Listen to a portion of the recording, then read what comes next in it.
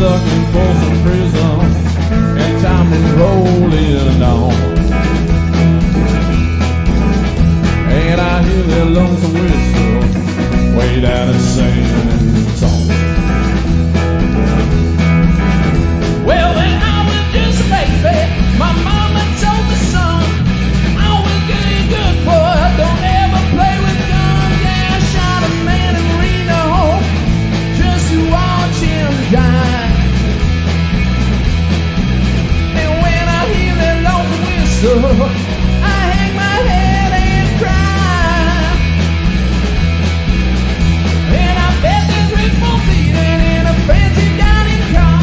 They're probably drinking whiskey and smoking big cigars. Well, I know I had it coming. I know I can't be free. And I hear that lonesome whistle, and that's what tortures me. Torture me, child.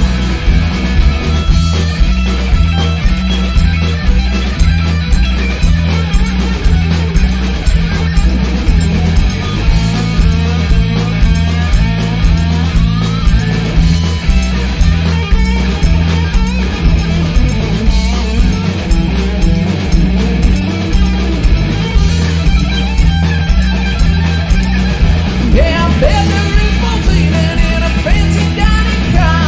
They're probably drinking whiskey and smoking big cigars. Well, I know I had it coming.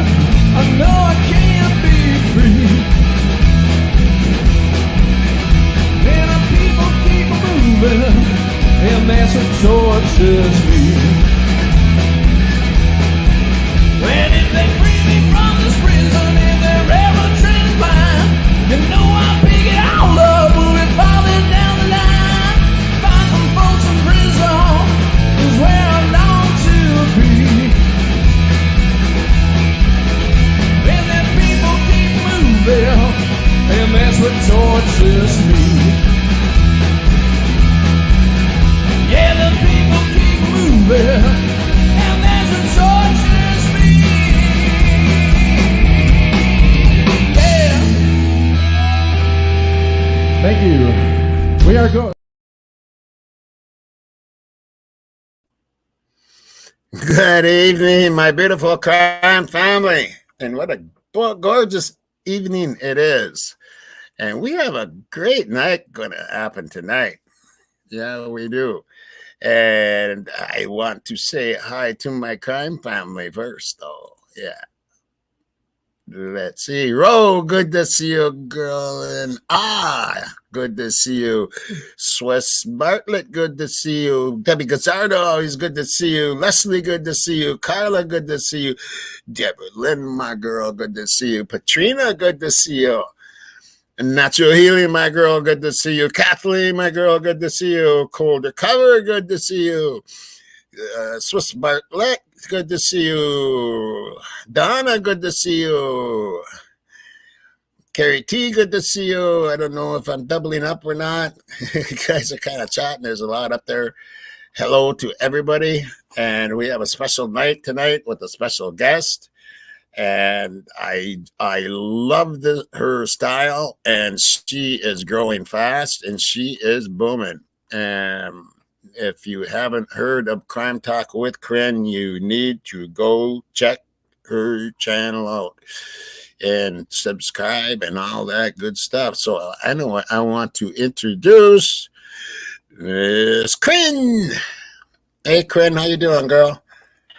I am doing fantastic. Thank you for having me, Tony. And thank you for coming on. I ran across your channel, and it grabbed me, and I haven't stopped watching since. So I thought I'd get you up here and introduce you to some of my family here. My Leslie's over there already saying, I love Crin. Hey. So, yeah, some of my family's already been over there. So, yeah. Yes, and they're fantastic. Yeah, they are. They're awesome bunch here. And I'd like to go over. Well, first of all, I'd like to know how long you've been into like true crime. You said how Kind of long? get to know you. Yeah, how long have you been into like true crime? I would say forever. I would say forever. Okay. I've All always right. had an interest in like murder mystery and all that. So I started my YouTube channel about 6 months ago, and I was pretty consistent in the beginning, and then life, school, being a Right. mom, all that fun stuff. There was a little bit of lag, and then I came back, and Okay. Yeah. Well, you we're found me. all happy you did. Yeah, we're all happy you did. um, well, what I want to do is I want to watch your last video you put out. I think this is the best way to introduce you to the people Okay. that don't know you is by showing them your like a video of yours, and we'll do that, and we can stop if we want along the way All right. and talk about it, and or wait till the end. Doesn't matter. My Okay. cat probably needs to go out the door here. Okay, so here's what I'm going to do. I'm going to share, and this is her latest one. And okay, I'm going to warn some people right now. um, this video is about Ann Taylor, but and I want you to keep an open mind here. That's all I'm going to say because you might actually see some things. Anyway.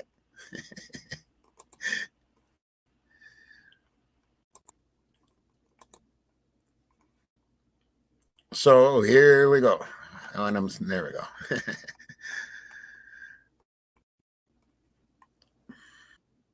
Into what we're talking about today. This is the last part of my mini series.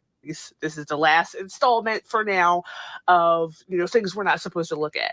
And today we are looking at Ann Taylor. I told you guys in my last episode that I was coming back and I was coming for Ann Taylor, and that's exactly what we're going to do today. So let's get into it. So to be clear, it's not that I do not like Ann Taylor. I don't trust her. I don't trust her. She seems so slimy to me. And luckily for me, she's not my lawyer. But it seems like she may have been everybody else's. And part of that is a reason that I really get the ugh. I can't. It's so much. It's so much. I'm going to try to be quick about it, but we're going to start with the part that's really burning me up today. And that is, we heard in the very beginning that once she was announced as Brian Kohberger's public defender, there were whispers around that she was the lawyer for one of the mothers. And so people were wondering if this was a conflict. And Ann Taylor quickly came out and was like, I'm not defending her no more. And so everybody was like, oh, okay, cool. And it was done with. So at that time, if any of us were familiar, not all of us were familiar with exactly what was going on with that particular mother.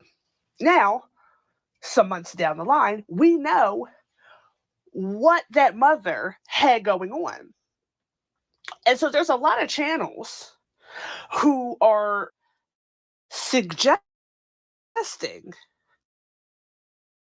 that the mother's case and the Idaho 4 case are related, and not so loosely either.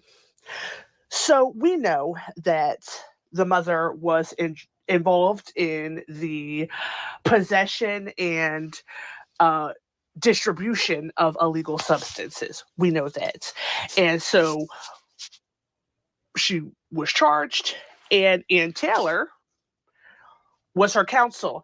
And so now there's channels who believe that this mother, along with a stepmother of another one of the victims, made a deal. And in that deal, they acted as an informant to help the state to reduce their sentencing. And so these other channels are suggesting that maybe when the mother and stepmother made this deal, it angered some very dangerous and powerful people. Once they got word of it, they had to make an example, or, maybe enact a little revenge payback type of situation. And that's where the Idaho 4 situation came into play. So they had to let them know, hey, you don't mess with us. And so there's a lot of channels who are rolling with this theory. And so Pavarotti, to be specific, he has a whole timeline. And in his timeline, you see when arrests happened, when charges were brought up, when deals were accepted, how sentencing had been delayed, and then in between charges, deals, and sentencing, we have smack right in the middle, the Idaho 4 situation happens. And so I'm not here to say whether they are related or not, but what I am here to say is that the channels who are rolling with this theory have made a very compelling argument. And what I will say is the way that the timelines have been set up and established makes more sense than Brian Koberger, who has no ties, no relationship, no connection to any of these people. We have no motive. There's no connection.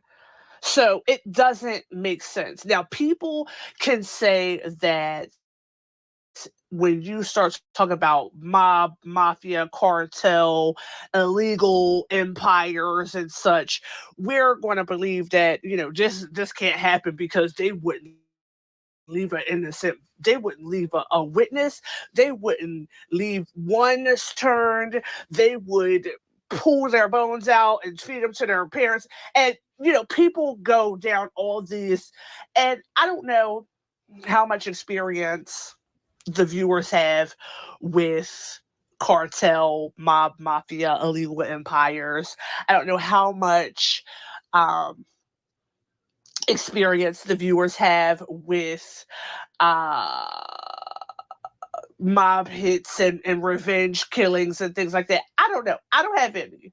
So if you say that this does not have the signatures of a mob hit, of a cartel, I'm going to take your word for it. I hope I never find out firsthand.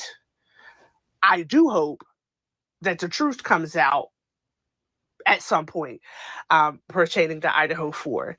Now, I know there's a lot of people who do not like any conversation about the parents or the remaining roommates. I do understand that. I do understand that, the empathetic side of a lot of people does not want a conversation carried out on public platforms about the parents or the remaining roommates because they have suffered a tragic loss.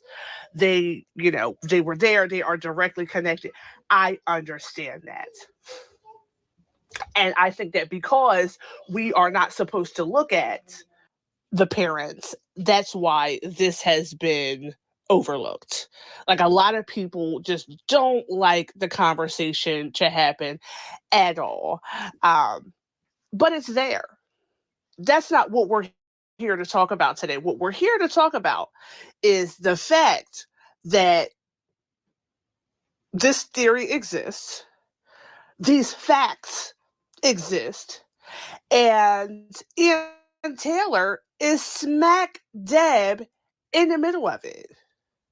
So now, when I say that Ann Taylor is straddling the fence, when I say that she's under the umbrella of the state, there's people who are like, well, she's a public defender. This is her job. I get it. Get it. However, my point is that the same person that's paying the prosecutor is paying Ann Taylor. And so when I say, are they paying her this much money to lose? That's something to think about. Because this isn't her regular salary. If it was her regular salary, nobody would bat an eye at it. She's getting paid a lot of money. They are shoveling out, dumping out lots of money for this case. And the question on the table is, are they paying all this money for her to lose? So now, a few episodes ago, I was saying that I thought it was disrespectful to the families for Ann Taylor to be standing in court chubbing up Bill Thompson. I said that. I said that her sitting here in court about to cry, talking about how she wasn't ready to go to trial next summer, and saying that she did not think that the state was intentionally withholding evidence. She said that so much that she did not think that they were withholding evidence. And then all of a sudden, just like that one hearing, she shows up about it. The prosecutor out. And she was going so hard that the judge was like, all right, that's enough. Like, you guys are great. You guys don't need to do this. Because in my opinion, the judge realized that you're putting on. Because where was this smoke? We're more than 18 months down the line. Where was all this then? So unless something happened, why are you coming with all of this now? And so now there's people like, oh, yeah, Ann Taylor was giving it to them in court. That's what I'm talking about. Go in. And I'm like, no, I'm not buying it. I'm not, because I was so irritated by the way that she was carried on. And there is a thing called professionalism. So I'm not saying that she needed to be acting like, snapping her fingers, twisting her neck in court. No, I'm not. But what I'm saying is that she was making it obvious in the beginning that they were on the same side. So there was a fifth motion something. A document came out the other day where they wanted to seal Exhibit 1 from the fifth motion to compel, something like that. And they said that Ann did not. She had no objection, right? And so some people are like, well, why didn't she object? Like, she should be objecting to this. And I'm like, well, no, she didn't object, because if you go back into the document, scroll all the way back to last year when the fifth motion was initially filed, it said something like Exhibit D, and it said it was sealed then. So even though Ann Taylor is putting on for the cameras, she's still playing the same game, because Ann Taylor had no objection to them knocking down that house. Ann Taylor had no objection to the gag order in the beginning.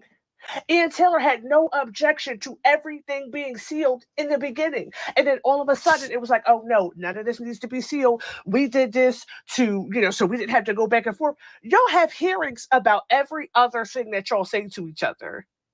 Don't sit here and say now that we didn't want to go back and forth. And y'all aren't trying to save time. Y'all don't even have a trial date yet. You were just crying a couple of months ago saying that you weren't ready to go to trial next year. So it wasn't about saving time. It wasn't about not going back and forth. It was simply because you are on their side, period. You're on their side. But now you're sitting here putting on for the camera. You're performing because you know that everybody's watching. You know that people have been calling you out. So, but what you also think, because a lot of people, in the comments, not just mine, but I watch plenty of videos, I read plenty of comment sections. And so there's people who don't think past the official narrative. There are people that agree with what is being told to them by official sources and nothing else. So now when you see that the stalker issue that was put out in court, they admitted that they knew that there was no stalker. And guess what? Mainstream media still runs with the stalker issue. I'm probably going to talk about that next. But my point is, because mainstream media is still pushing the stalker narrative, there are a lot of people who are still going along with the stalker narrative, even though in court it has been said out loud on the record that they knew from the beginning, everybody, both sides, everybody knew that there was no stalker. So now Ann Taylor gets to put on, she wants to act like she got all the smoke for the judge and the prosecution. So now she's doing all of this like she's gunning for them now. And so that's all it's going to take for mainstream media to pick up the story. And then like, oh yeah, Ann Taylor's a bulldog in a skirt. Oh yeah, she's in court. She's giving it to him. No, she's not. She's pretending. She's pretending, because when you look at the stuff that's still being sealed, when you look at the fact that she has not mentioned these 3 DNAs again after they stood in court and said that they were never tested. Somebody in my comment section was like, well, how do they know they're male if they weren't tested? Boom. Bingo. So yes, I will say that the putting the officers on the stand and them talking about the cars, and we realize what went on with the white Elantra when they first started looking at Brian Kohberger. Is this car that car? Are y'all talking about the same car? Was he even in the area? When you factor in the cast report and the make pretend map and all that stuff, yes, that is giving me life, because they are sitting here proving that the PCA is garbage. When they said that the PCA is irrelevant, and we're like, how is the PCA irrelevant? That's what y'all used to arrest him. How is it irrelevant? And then one by one, they take the stand and say that all this stuff was made up. Yeah, it's irrelevant. So now we're looking at a change of venue. Hold on. Why do we need a change of venue? We don't even have a date yet. Now, it makes sense to me that there's going to be a change of venue, because y'all have all these reasons why it has to happen in the summertime. So if y'all have all these reasons why it has to happen in the summertime, if you move it somewhere else, none of these reasons matter. That shouldn't even be something to go back and forth about. This shouldn't. When y'all were doing a survey and y'all wanted to be, oh my gosh, they're giving out the gag order and they're giving out information, and how could they make calls like this and all that? Forget on that. None of that. The state's argument about why the trial has to happen in the summertime is the same reason why the trial should happen somewhere else. Simple as that. Y'all talk about the school and parking and sporting events and lodging and all. Okay, y'all, if y'all got a full house, move it somewhere else. Simple as that. Now, I could be wrong. And that's okay. These are strictly my opinions. And this is my channel, and I get to tell my opinion on my channel. However, when you factor in everything, when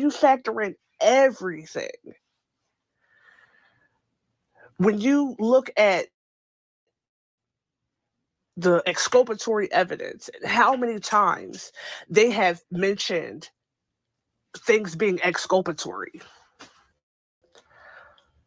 Somebody in my comments from my last video said that I, only mentioned the definition of exculpatory. And the truth is, I don't need to make any other examples because there's plenty of examples in the case. Bethany Funk, exculpatory evidence. The IGG in the night shift, per Dawn Daniels, exculpatory evidence. Whatever is going on with the white Elantra, exculpatory evidence. Hello? They're the examples.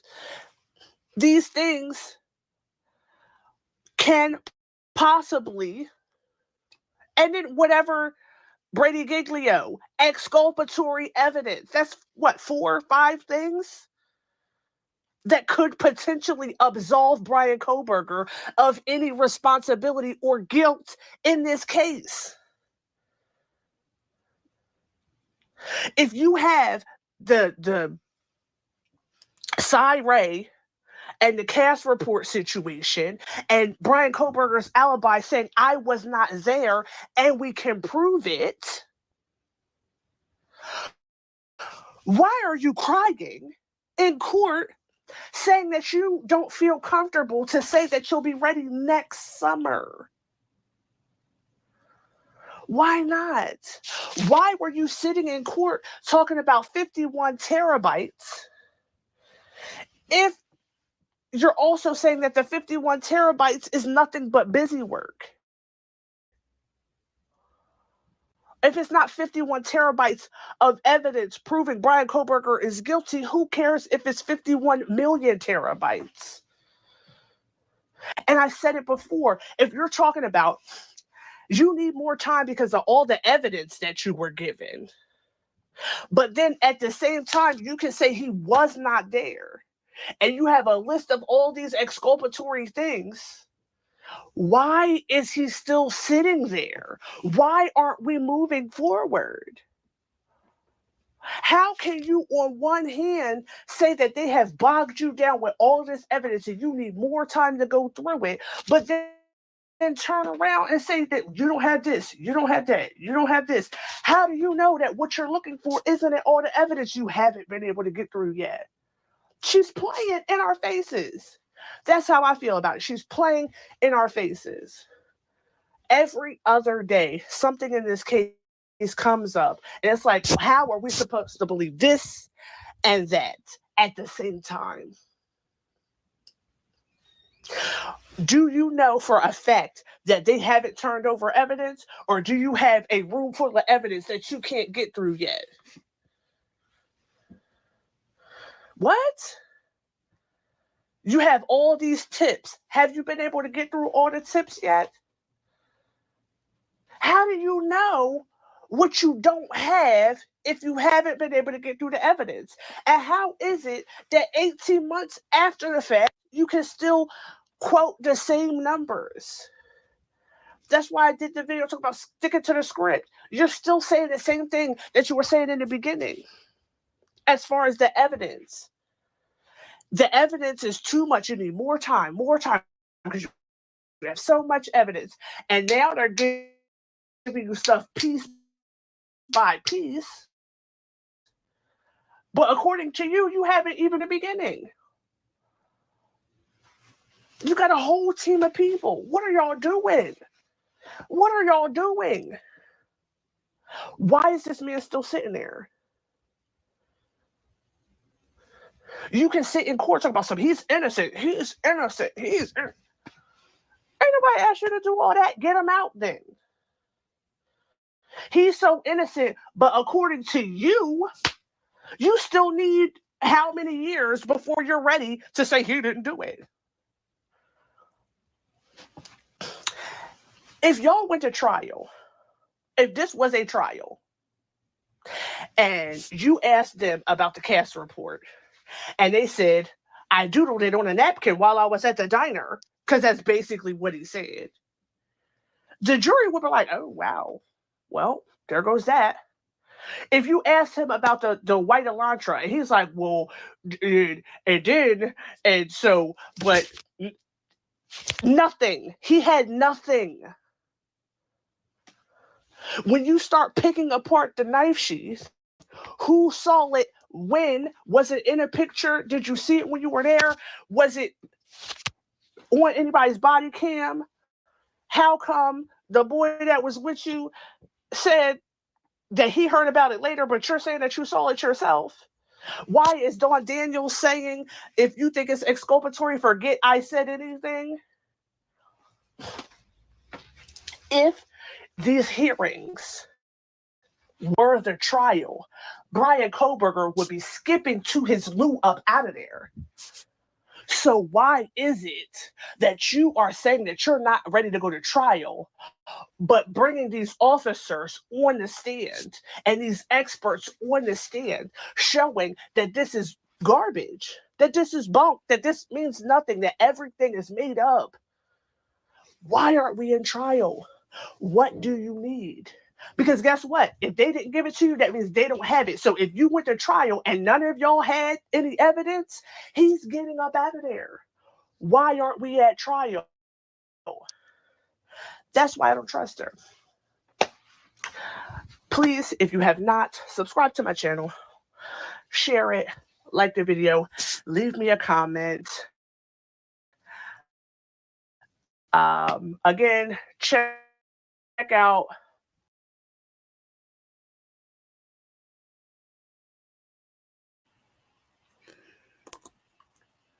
Okay. Now you got to taste the Crin. Crin, where are you? You here? I'm here. Yeah, that is. I love your presentation. I love your passion, and yeah, and just the way you talk. It's just, this is awesome. And that brings out, it makes you think. It makes me think. I know that. Do we trust Ann Taylor? Do we she's part of the Moscow system over there. She is. And from what I've heard, she used to work with Bill Thompson. So right. They seem to be friends. They seem to be pals. So I mean, now just the last two hearings, she got feisty. But for me, the way that she started off, to see her make such a huge change, it just looks weird. Like, how do you go Right. from saying over and over again, I do not believe they are intentionally withholding discovery or evidence or whatever, and then the Right. next hearing, you're flailing your arms saying that they're refusing to give it to you? How do you go from this to that? It seems fake. And Right. then when you factor in, whether or not she was defending Xana's mom and Maddie's stepmom, or if it was the other way around, it all seems like he has the worst person representing him. It's just, she has too many ties. There is a lot of ties, and it's a close. It seems to be like a close knit little place over there. It does. To It the does. point It where screams it's small almost town, scary. but then you have like a university in the middle of it, so that it's like, it's all weird. Yeah, and especially when they all pretty much went to the university, from pretty much what I've got, or what I've heard. Yeah, they've all went to that university. Yeah, everybody has gone to that university. Right. I wanted to read a comment on this down here on your video, and I think this is pretty good.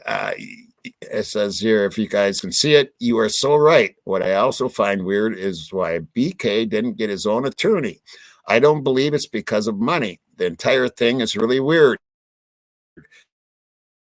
just another reason why I believe this is all an. What do you think of that comment? I got to get your opinion on that. So we talked a little bit about this earlier, Right. and I was saying that whenever we have these cases and it gets so far down the track, someone always starts questioning whether or not this is real. Did the people actually exist? It was a huge deal with Kylie Rodney. People started saying that she was fake. The same thing happened with Kanika Jenkins, and that was almost 10 years ago. Right. And we saw even in the Idaho 4 a couple of weeks ago, maybe a month or so ago, they started questioning about whether this was some kind of psyop. And I believe that once things get so outrageous, you just feel like this can't be real. Like there's no way we're watching actual court proceedings go on like this. The judge is laughing in their faces. Like we can see him laughing at them and smirking. And I'm like, this can't be real. So the person that I mean, this overdoes Hollywood movies. This is overdoing Hollywood. I mean, Hollywood producers writers couldn't even come up with this kind of story. At least in Hollywood, they would have made the judge be serious. This guy is right. serious. His name is Judge. Like the jokes are writing themselves at this point. Right. Oh man, yeah, this case is quite. It's crazy. It's like if you go back and watch the hearings and just only look at him, you would think he was binge watching his favorite show. Like he just doesn't seem serious. He makes very little decisions right there. It's like, I know. where are the rulings? Like we're watching a hearing and he's like, all right, well, I'll get back to you. Right. We sat here thinking we're going to get an answer, and then usually they end with no answer, and then we all run over to the website 6 times in the next 24 hours waiting for a document to drop to see what he finally thought of it. He's the most unserious judge I've ever seen. Yeah, he's got to think about every little thing or something. Like he has to take it, 5 days or something to think about one thing. Sir, it can't take this long. Come on. But there's just and what you brought out in that video, I think, is that there is a lot of politics involved in that case over there. Yeah. And you have to look, I think we have to look at it all. You know what I mean? We have to look at everything. And I know at this channel we do, we dive into every, every rabbit hole that can be dove into. So, there are people who, they're like, just wait and see. And I remember, I guess it was this time last year, was there Carly Russell that happened. And so I was watching YouTube videos, and Carly Russell, she's the girl. She said she saw a baby on the side of the road. She got abducted. It was. Oh yeah, right. Yeah, none of that happened. Yeah. But I was watching the coverage on YouTube, and one of the creators told the story of the guy with the orange hair and the baby and the lady. He told that story days before she even turned up. And so we all laughed it off. Okay, there's Cheez-Its involved and orange hair. Okay, this is stupid. And then when she appeared and that was the story, it was like, well, sometimes the most outrageous stuff that we hear online is actually what's happening. So you can't immediately throw things away like, oh, that's ridiculous. That couldn't have happened. We don't know. We don't know. And it'll be fun to see what happens at the end. And what creators were right in some of their crazy theories. Right. You know what I mean? I have a feeling everybody's going to be right in some way. You know, I mean, I think it's going to be that Jesus and salt kind and of a pepper. crazy case, but Right. I mean, yeah. So in the very beginning of the Idaho 4 case, everyone started talking about drugs. Everybody was talking about she flushed the drugs down the toilet, and this was a drug house. Now, I say that I'm the one that started that a long time ago. Yeah. But so for me, when I call myself an older gal, as you've seen, I'm not. But You're not. I don't heard, think beautiful gal. thank you. When I heard that it was a party house, the first thing that came to my mind was drugs. Because when I was younger, me too. that's what they called when you went somewhere to do drugs. They called it a party house. So when this case first started, and they said that these were sorority girls, and this was a party house, that was the first thing that I thought. Then I saw the theories coming out, and everybody's like, "Oh yeah, there's drugs," and then everyone started debunking it. But when the stories came out about the moms and the uncle, it just seems like, well, is that true? But they want us to think that Brian Koberger was just obsessed with someone and did this because he's a creep. It's like, well, that's actually there's no motive. To me, there's no motive. And I think that's one of the biggest stickers to me out of everything. And they keep trying to push this like you said, like an incel type of thing, which I think that word should be thrown out of the English dictionary. But right. I mean, it's an awful word, God. But I can't. He didn't get there till August. He didn't even have time to, or no, he got there in June. Was it June? Yeah, June. But when he didn't really have that much time, Right, but when did the girls get back to the house? Right? Yeah, I don't know. Right? Yeah, I don't know. I don't know when they got back to the house. I just think that saying that he's an incel and a stalker and he was just so obsessed with the alleged OnlyFans girl, it's like, it's too easy. It's like cliche even. Like, come on. But when you can't think of anything else, you just go with a generic, oh yeah, he was in love with her. And if he couldn't have her, he had to kill the whole house. Like, come on. It doesn't even make sense. No. It's like it does every other theory that people are coming up with. They can make it make sense, but you can't make this make sense.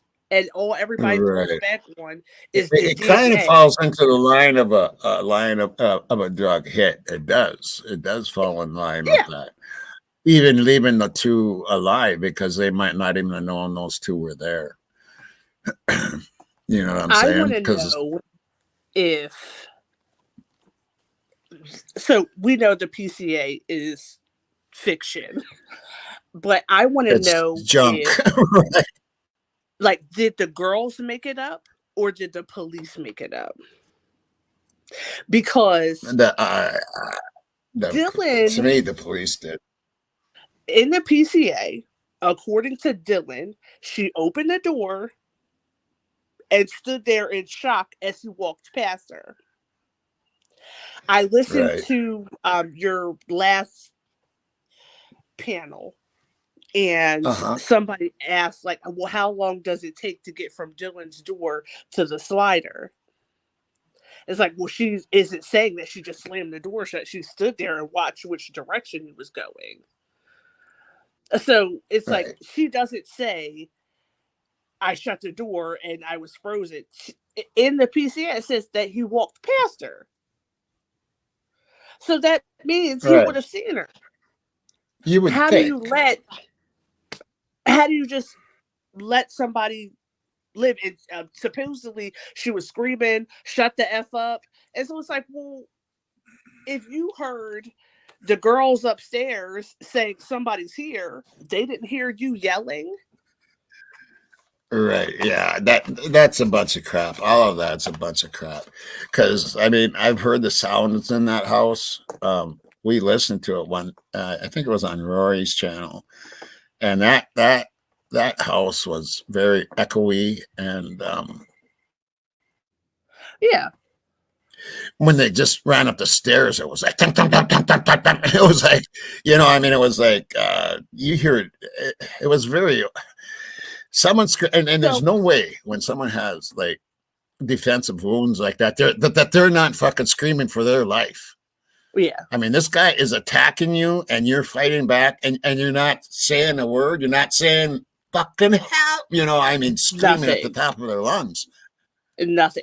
Something. And so people have theories like, oh, he could use the back of the knife to knock them out. He could have slit their throat first. And I'm like, all these things could very well happen, but then you have to factor in the defensive wounds.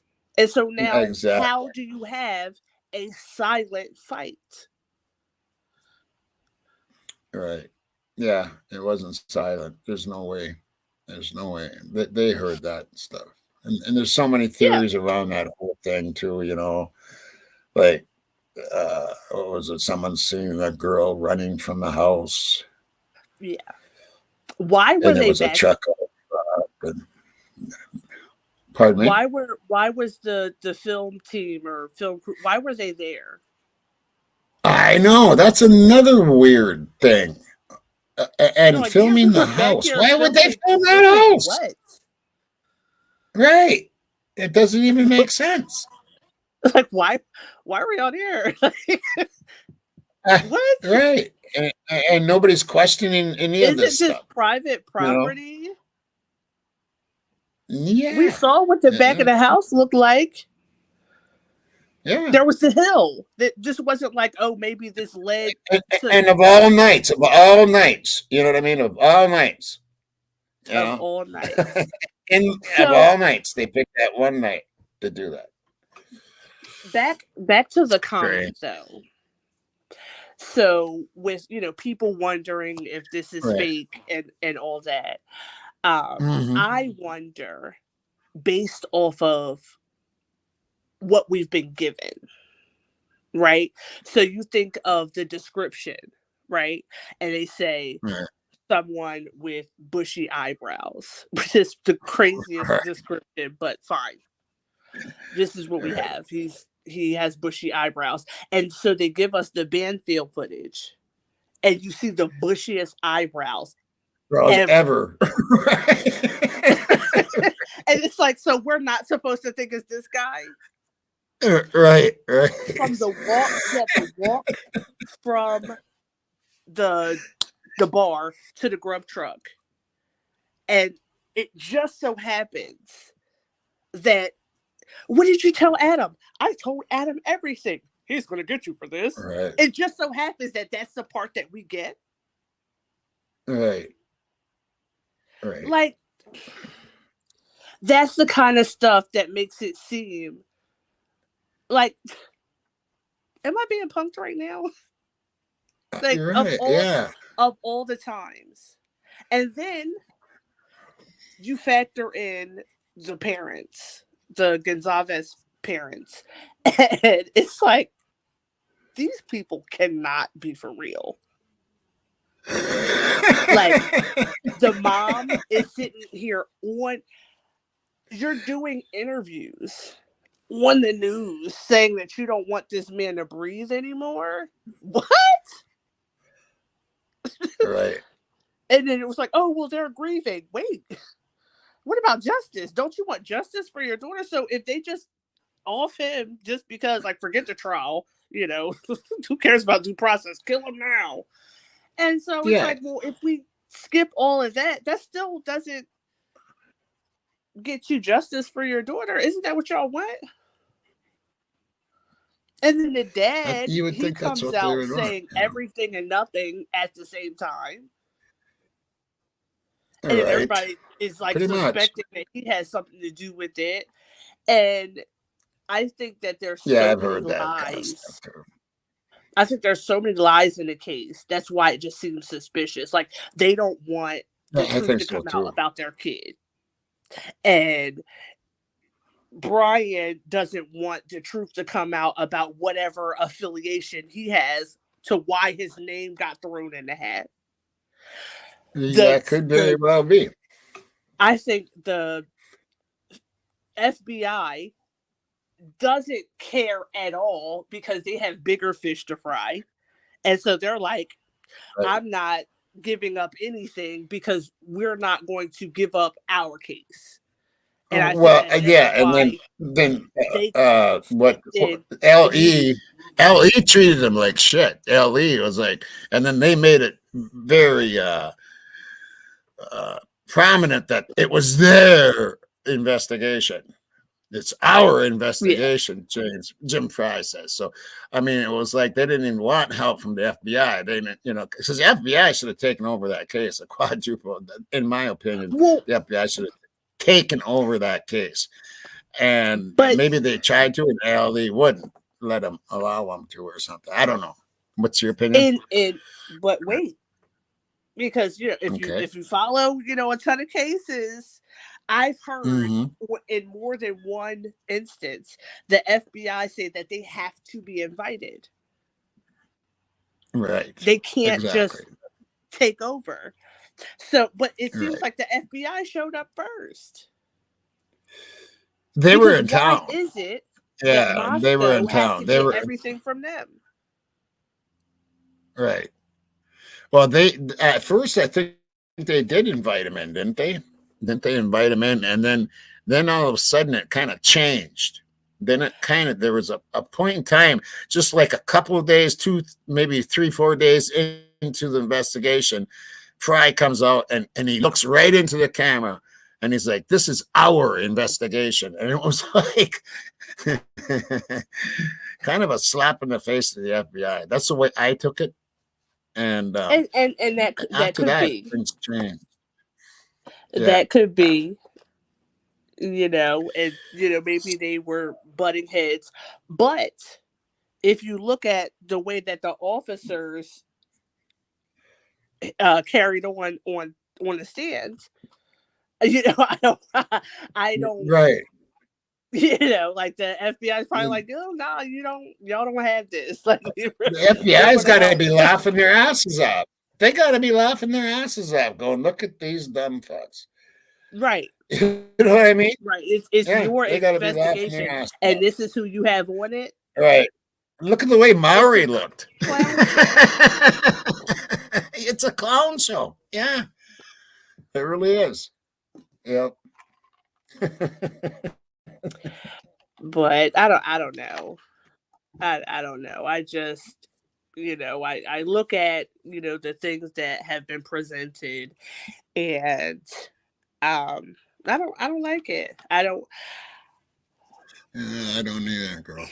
I don't either. I want to know where they got him from. Like, where did the knife sheath come from? Where did his DNA come Exactly. from? Why him? Because when they say that they weren't looking at him until like December 20th, I'm like, well, wait, what? Like, how is this even possible? Right. But we heard that they were investigating other people, that they were getting DNA from cigarette butts and the whole nine. So it's like, well, what happened to those people? They cleared him pretty quickly. And then you have the 3 unidentified DNAs. Right. And nobody bothered to like, we cleared them without finding who they belong to. Right. Well, then I ran something. It might have been on one of my. I do this Java time thing in the morning, a couple times a week. But I showed Antoine. I don't know if you know Antoine, but showed one of his things on it, and I lost my train of thought here. I totally lost my train of thought. But Well, I do not know. I do not know Antoine, but I did see him when you had him on, and I was, wondering if he had yeah, a he's channel or crazy. something, because I hadn't Yeah, seen he's him a lot of before. fun. Yeah, he's a lot of fun. Yeah. Yeah. Yeah, he's in that Facebook group too. He does videos on you on Facebook in that group. Oh, okay. But we were talking about something, and something reminded me of something he had said, and because he thinks so differently Yeah. about things. Yeah, Yeah. I heard he was, but I totally sold lost. on the drug I'm an theory old as man. well. It happens. Oh, okay. Yeah, I keep going back and forth on that. So, I keep going back and forth on that one. That one, you know what I mean? I because it does look like a hit to me in some ways, but I just can't get away from Jack the Core. I just can't get away from him so, because I always look for motive. I always look for the motive, and and the biggest motive is right there. so that's the thing. Like the way that the Gonzalez family like cleared him, and then Yeah, when they brought out the footage of the "What did you tell Adam?" and then here comes Steve again, like, oh no, they were just having a yeah, regular conversation with their neighborhood bartender. And it's like, how do you know? Like, why are yeah, you so yeah. quick to give They're these gonna people get a you for pass? this, Maddie. They're gonna get you for this, Matt. And then hours later, she's gone. And that's just like regular chit chat. Because why is what did you Right, tell Adam? I told Adam everything. What right. is everything that they're going to get you for, and then you end up dead a couple hours later, and we're just supposed to think that that has nothing to do with anything And Adam is a roommate of Jack the of Core, Jack. and they're each other's alibi. Oh, I was sleeping, and Adam was playing games. So they It's have like, their come on, little, and they're 30 seconds away. 30 seconds away from the 30 crime seconds scene. away. 30 seconds away. So how Yep. about how about this, right? So you have what did you tell Adam? Adam is Jack's roommate. You have the girls calling Jack 10 times, and Right. then nothing else happens on their phones. So we're just supposed to believe that they were power calling and then fell asleep. Both fell asleep. They didn't bother to get on TikTok or scroll themselves to sleep. They were just like, "Oh, Jack's not answering," and now they're sleeping, right? And so, Right. and this is what we know. And then the dad's like, "Yeah, no, that's fine. That's fine." And he's like, "Oh, well, he Yeah. like strip searched Jack," and he's like, "Oh, he didn't have any marks on him." But did we hear that Brian had any marks on him? No, not at all. But there was that report of, and I ran a video on it. I got a video on it of someone going to the ER that morning that had cuts on their hands. There is that rumor. I don't know if you've heard that one or not. I haven't. I haven't. But it's just like, come on. Oh, I don't like it. right. I don't Yeah, like it. I there's don't think, and something everybody, amiss. I I've don't. seen so many people try to say that the timeline makes sense and, adrenaline, gives you super saiyan abilities and all this. And I'm like, the timeline gets smaller and smaller the more that I look at it. And the Right. idea that nobody thought to climb out the window, run away, nothing. And even as a reflex, right? So even if you don't think to call 911, you Right. hear Uh, brutality, you would at least hide. How does everybody get killed in the bed? something. Nobody ran for cover. It's two people on each And that, floor.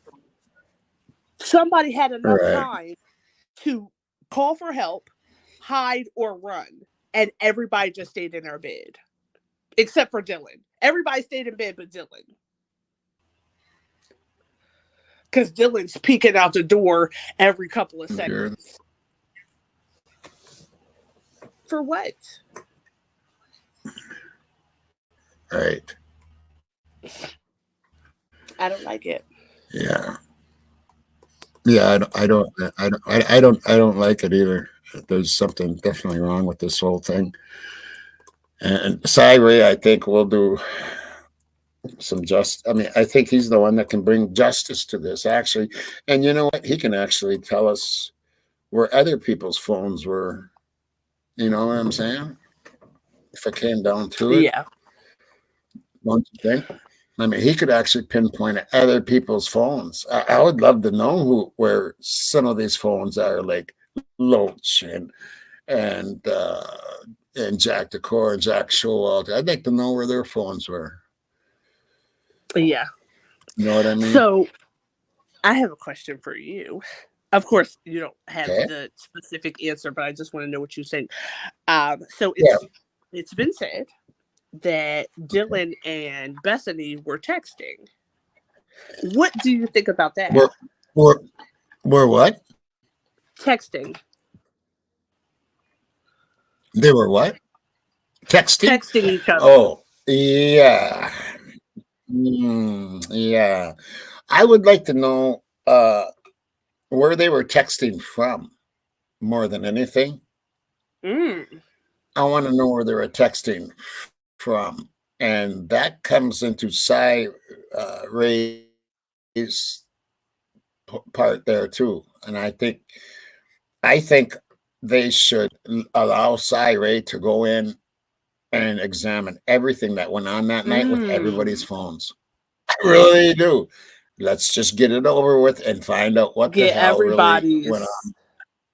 Get everybody's Everybody's. locations. And Yeah. let's find out what it is.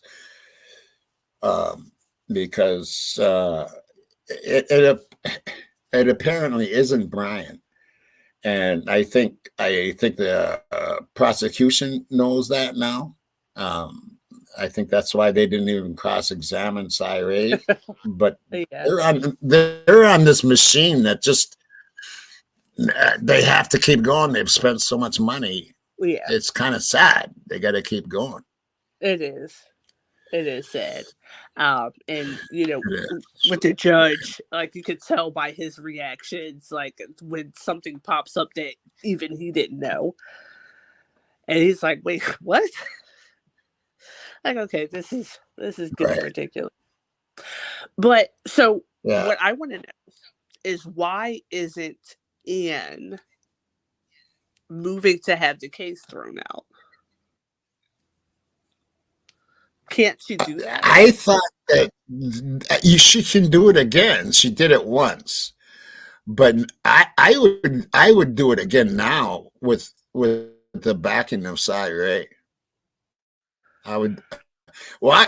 Here's my question: why in the hell is he in jail? Yeah.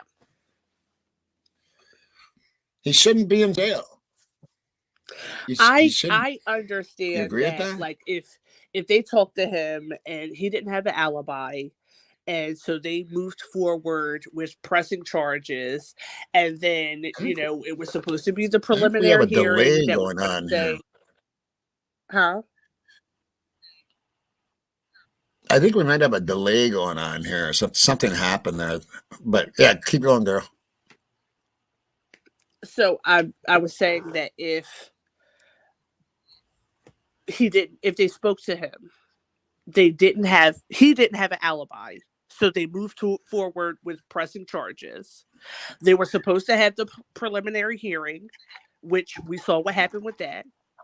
They moved in with the grand jury indictment, and then now it's basically no turning back. So my question, and it's the reason that I made my last video about Anne, is why is she giving so much energy to the 51 terabytes if he wasn't there? Who cares what? There's nothing in these terabytes that's going to point to him because he wasn't there, right? So why are you talking Right. about how much time you Right. need? And oh, this camera came from this officer, but it's not labeled, so we don't know. Who cares? Right. Yeah, that doesn't even make sense. I would think that she would probably want to go through the 51 terabytes, though, to see if there's any exculpatory evidence. But it seems like all the exculpatory evidence parts of the video are not there. Right. Like, And so when you she know what I said mean? that Like, did he turn towards Moscow or did he turn towards the park? That's a big intersection right there, and that happens to be part of the video that's missing. Did he turn towards Moscow or did? And I think that's when they hired Sly Ray, because they couldn't get that video of if he took went towards Moscow or if he went towards the park. but so she also That's said that there was audio missing. Exactly. How in the hell can there And be so audio missing? if this is a video of a car driving down the street, what do you need audio for? Or what do you need to remove audio for? But now you have everybody with the Linda Lane and the Banfield, and they're examining what you hear in the background from a totally different time. Right. And then they turn in video with no audio. All right. And I'm wondering if some of the audio that they're looking for isn't from Linda Lane, because in my belief, some stuff did happen there.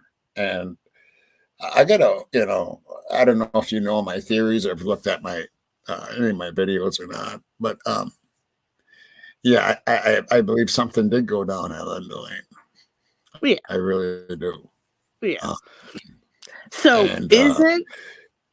isn't where Adam and Jack live, isn't that closer than Linda Lane?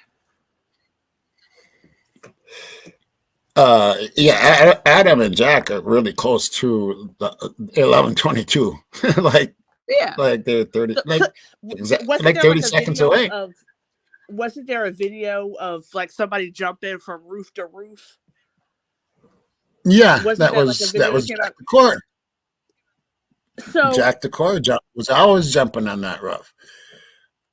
And so we're supposed to believe that the neighbor's camera picked up audio, that the police body cams in the Banfield picked up audio, that Linda Lane picked up audio, like sounds from the house, but they didn't hear anything.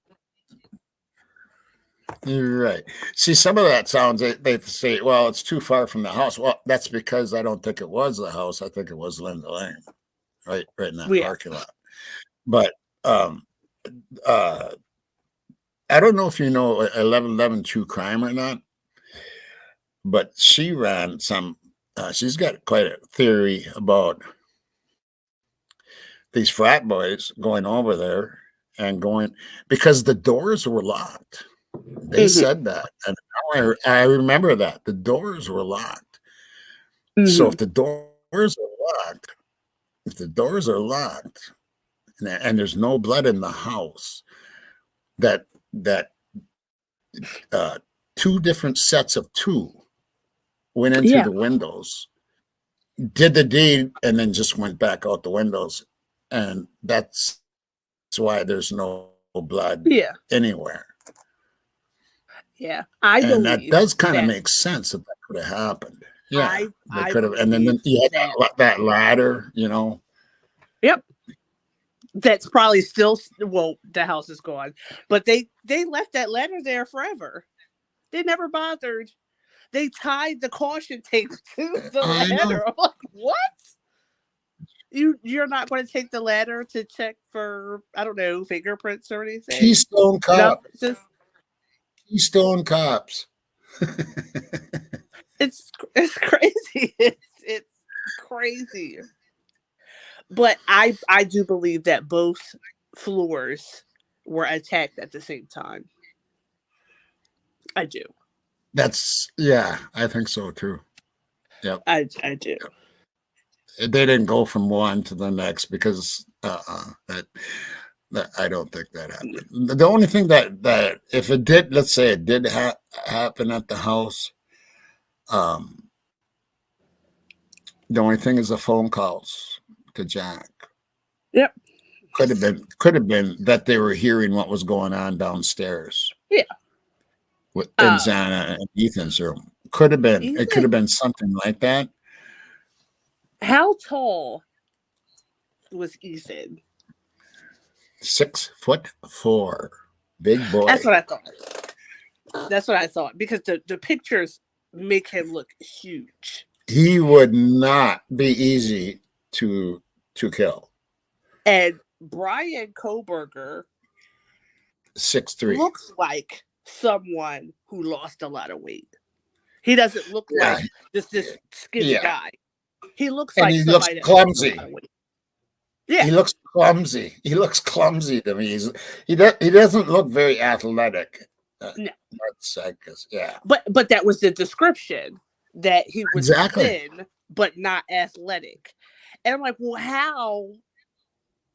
Or no, athletic but not muscular. Was that it? Right. Yeah, it was athletic. Yeah. I think that only someone who knew him would describe him as athletic if they knew that he ran or, did some type of martial arts or something. I think that somebody who knew him would say that he was athletic, but a random person just looking at him, especially in all black in the dark at night, they're not going to say like, oh yeah, he's athletic. How do you know? Right. Did you see some type of definition with those bushy eyebrows? Like, how do you know? Right. And then they got the whole Banfield thing, and I think that's really crazy. That was. There's so many strange things. Yeah, well, then that the car they were using isn't registered to the police department. They've never bought a hybrid. They don't have any unmarked cars. And so we get that footage as well, where he's like, that's you? That's your car? Oh, wow. Yeah.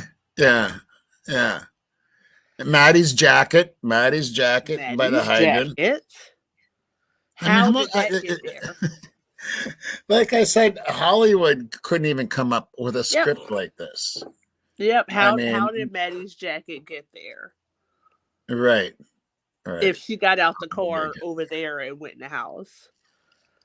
Right. Now, see, some people think that she was the one running from the house and they caught her over there. That's which would make sense because how it does. It does make sense. Exactly. It does make sense. And I thought that was a pretty good theory, actually, that she got away and she ran and got caught right there. Yep. Yeah. It does make sense.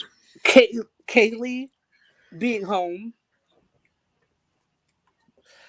And I did the video talking about the Range Rover. Right. So nobody knows this car.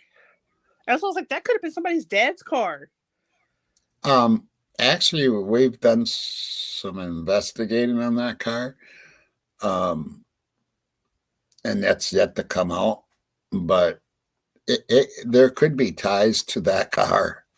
Believe it or not, there could be some ties to that car that she bought.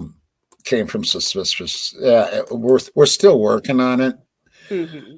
So I don't want to get into it too much here, but I'm kind of glad you brought it up because that's something you might want to dig into yourself. Yeah. But as soon as people mention it, That's something that like everybody just swoops in and it's like, no, like it just, shoos it away like it's ridiculous. I'm like, well, wait. She came back because of this car. And then you have to factor Right. in that this car is sitting outside of the house and nobody knows whose car this is because nobody's seen it. She just got it yesterday. Right. Yep. Yeah, and that timing is kind of strange too. And then Dylan asking, pretty much begging her to come over to be her number one or whatever, which I thought was really, really, really, really, really strange because they weren't number ones or any, what I mean? Yeah. And then the mom says she was apprehensive about coming back. Right. She was apprehensive. She was apprehensive. So why? she only came back to show the car. Right. Was she apprehensive to come back and show the car, or was she apprehensive because of other things? You know what I mean? Right. Yeah, and what really was going on in that house, Yeah. And then I believe something was going on. I do too. There was something definitely going on. So I've been toying with this idea, and I believe that something was happening in the house. And I believe that's why Xana's dad came out and changed the locks. And I believe that's why Kaylee left. And so when I was thinking about Dylan and her account of what happened, she says that she heard Kaylee playing with the dog. And she heard Kaylee say somebody's here. So what I think is that Kaylee heard the dog barking and knew that the dog was signaling that somebody was there. So either someone was approaching the house or somebody was in the house. This is my theory. This is my opinion. Right. And so I was thinking, because what I was initially thinking about was everybody being asleep. And so I said, well, if everybody's asleep, who was Kaylee talking to? Right. If Kaylee said somebody's here, and because everybody's like, oh yeah, Maddie was asleep. Maddie was the target. Maddie was asleep. She got killed first. But Kaylee, and we don't know how she said that either. And I thought about that too. Did she say somebody's here, or did she fucking scream at the top of her lungs, "Someone's here"? But hold on, listen. This is my theory. So if Maddie was sleeping, what if Kaylee was trying to wake her up, telling her that somebody's here, and that's how Dylan heard. Yeah.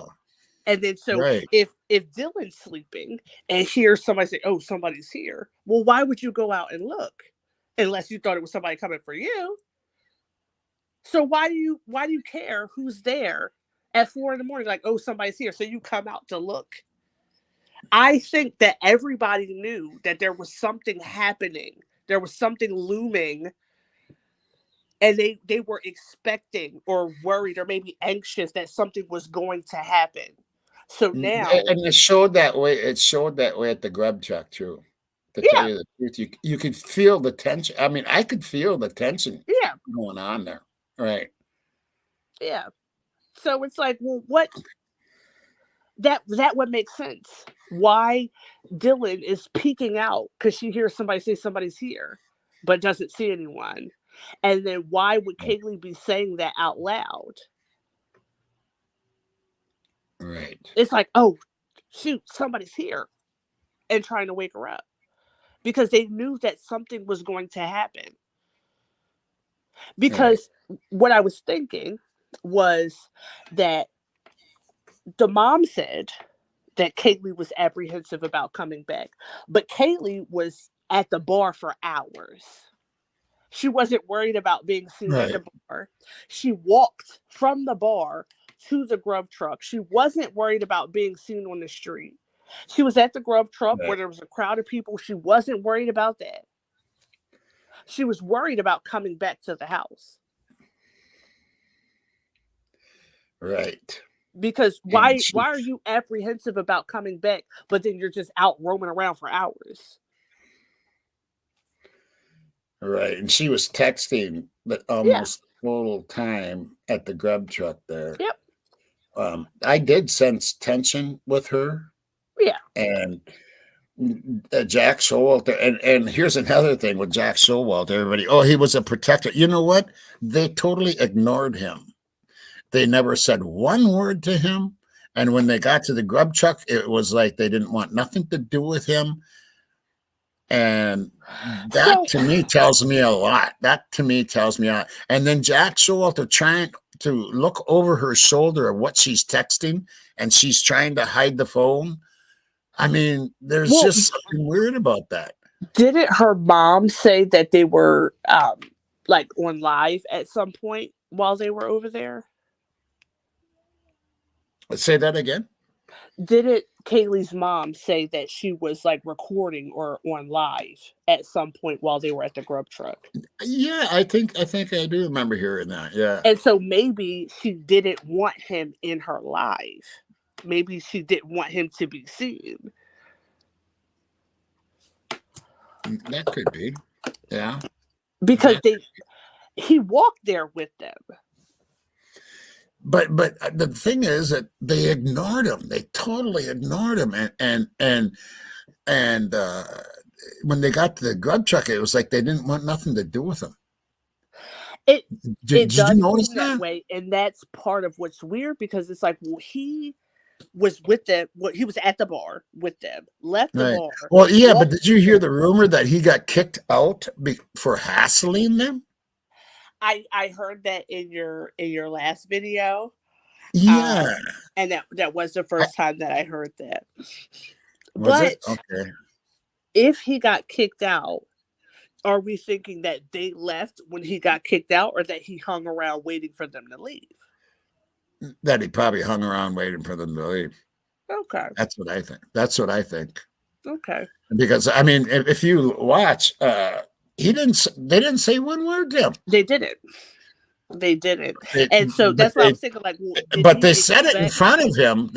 They said it in front of him about Adam. Yeah. Like, you know what I'm saying? Did they want him to hear that? Did they want him to hear that? You know what I'm saying? Did they want him to hear that they told Adam everything? Yeah. And then he goes, "They're going to get you for that." Yep. So was it something? Was it something between Jack Showalter and the girls, that something they knew about Jack that they told Adam, and were they trying to make? You know what I'm saying? Because why would they say that? Why would she ask? And right in front of Jack Showalter. Right in front of him. I get the names mixed up sometimes, but isn't Jack Showalter the one who his alibi is that he went to his parents' cabin? Yeah. Yes. Okay. So he was walking around town with these girls who could not be bothered with him. They leave him at the grub truck, so we don't know if he was thinking he was catching a ride with them or not. But then he takes it off running. Get in your car and drive to your parents. You were hanging out at the bar. He didn't get anything to eat. It's like, why did you go to the grub truck if you didn't get food? And then hops in his car and is like, "Hey, I'm gonna drive to my parents' cabin." Yeah, instead of go. He's been following his girls, and he goes running off to jump in his car after they leave. Yep. And he doesn't go to their place. Nope. You don't go to their place. You hop in the car. To me, that doesn't make sense. To me, that doesn't make sense. Impromptu trip to the cabin. Right. There's something is not right. And I believe, in my opinion, I think the frat boys are totally involved in this. And if there's if there's drugs involved, I don't know if it's a cartel. I would think it would probably be the frats. Not a I cartel. don't think that the police are involved except for wanting this to go away. For wanting I this think, to go away. yeah, Yeah. I think that, for university's sake. And I also think that that's why Brian Koberger is the ideal person to pin this on, because there's no affiliation to the university. Right. Okay. Katrina, he was scared. I don't think Jack would be scared. He was a hunter. He was putting dead carcasses on people's doors, by people's doors. And to me, that's another big red flag. Um, we've seen pictures of him, uh, totally bloody from cutting up a deer. I mean, I don't think this guy would be scared. I don't think he was scared at all. I think he was bothering those girls that night, and And I think he was following them. what about the skinned dog? You remember that? Yeah, and that's another weird thing. That And was the weirdest, like, little thing. It's like, and they were like, this has nothing to do with it. It's like, how do y'all know this? Like, the stuff that they were clearing. It's like, how do y'all know right, this isn't? that And somebody's channel, I can't remember, unfortunately. I don't remember whose channel it was, but they were saying that right, the police came out and said that it was a targeted event because they knew why it happened. And that's why they cleared all the kids so fast, because they knew who was involved. huh. Because if you think Well, about it, if they say that they doubled back on Brian Koberger December 20th or something like that, how right. did you guys say that this was targeted in the beginning if you didn't know? They were like, oh, nothing to fear. We know what's going on here. And it's like, this guy, you guys are saying that he's a ninja. You guys are saying that he came Right, here, he right. killed 4 people in record time and left with almost without a trace. And you can say without a trace because there's nobody's DNA on his person or anywhere on anything he owns. So he was able to make it out without a speck of blood or dog hair on him. And so, but this guy was roaming around for, what did they say, 7 weeks? From What's that? November until New Year's Eve or something like that. And What's he that? could have killed everybody in Idaho in that much time if he could kill 4 people in a couple of minutes. Oh, right, right. They acted like they Yeah. had a handle on it.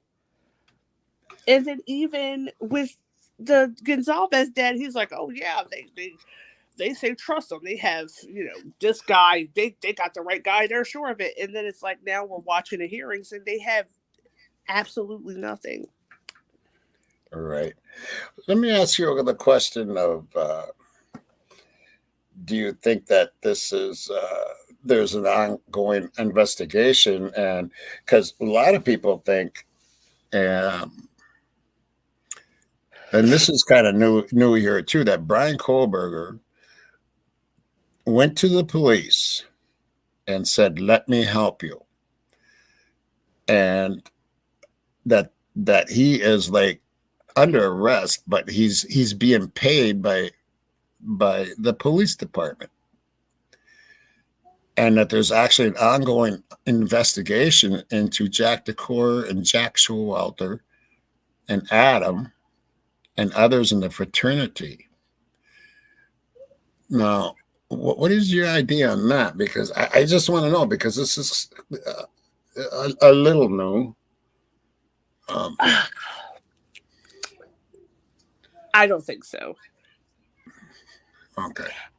The reason that I don't think so is because he applied to work with the police early on, and for whatever reason, that never happened. And then you see that he gets pulled over quite frequently. And so I don't think that they would then double back and hire him as this like super secret undercover spy. Right. I don't think so.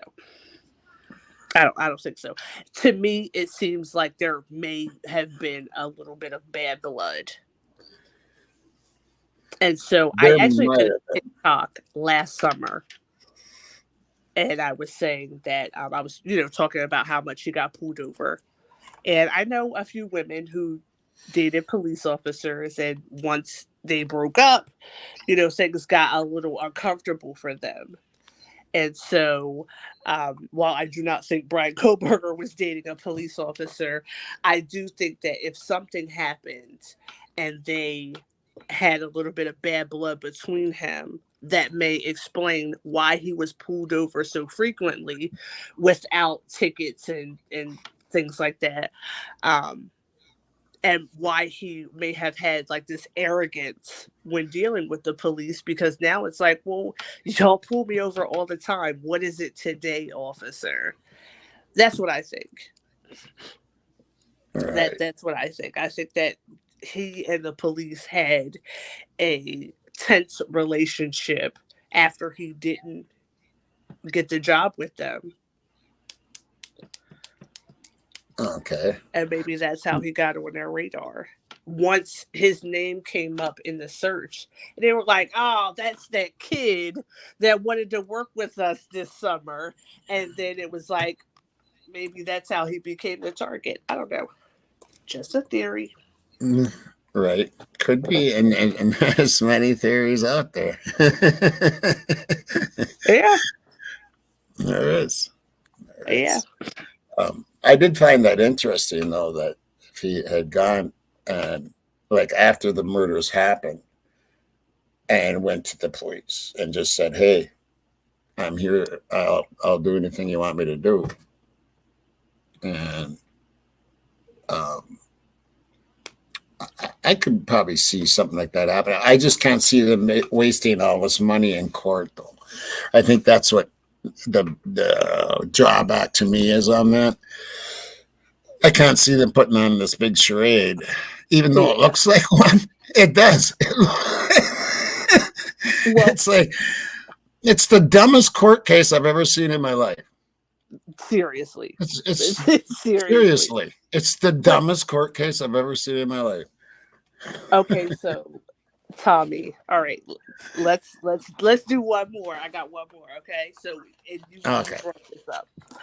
So you're saying, like, what if he went to the police and said, hey, let me help you? One of my theories that everyone tears to shreds, I'm going to bring it up anyway, is DoorDash.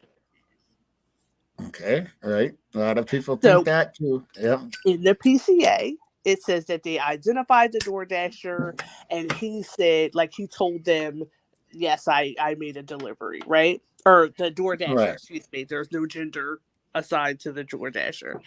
But so the DoorDasher says that he made the delivery. He, provided them with the information.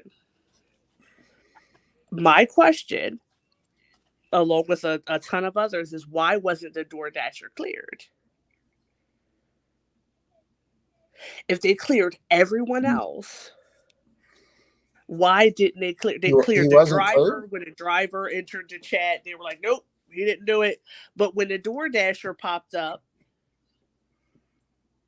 they didn't add the DoorDasher to the cleared list. Like, why not? So what if they had the conversation and he, revealed that he was the DoorDasher and offered to help? Because if you think about it, in the beginning, they said that the crimes happened the crime happened earlier. I believe that myself, yes. So if he made a delivery at 4 something in the morning, They were already gone. in the beginning of the case, they were looking at between 2 and 3, not Mhm. 4 to 4:25. So he could have came out in the beginning and said, "Hey, I made a delivery at such and such a time, and this is what I know. Hey, let me help you," because that's not the time frame that they were working with. Right. Well, see, in my theory, the DoorDash would have had to given it to somebody else and not Xana, because she was already gone. Even though I her said. phone, even though her phone was on TikTok or whatever it was, Yeah, I believe she was already gone. So somebody else yeah, answered the but door. Somebody else, like maybe Bethany, and that's what I said to because the door. they said that Bethany had exculpatory evidence. I'm like, well, how do y'all Right. know what she Yeah. has?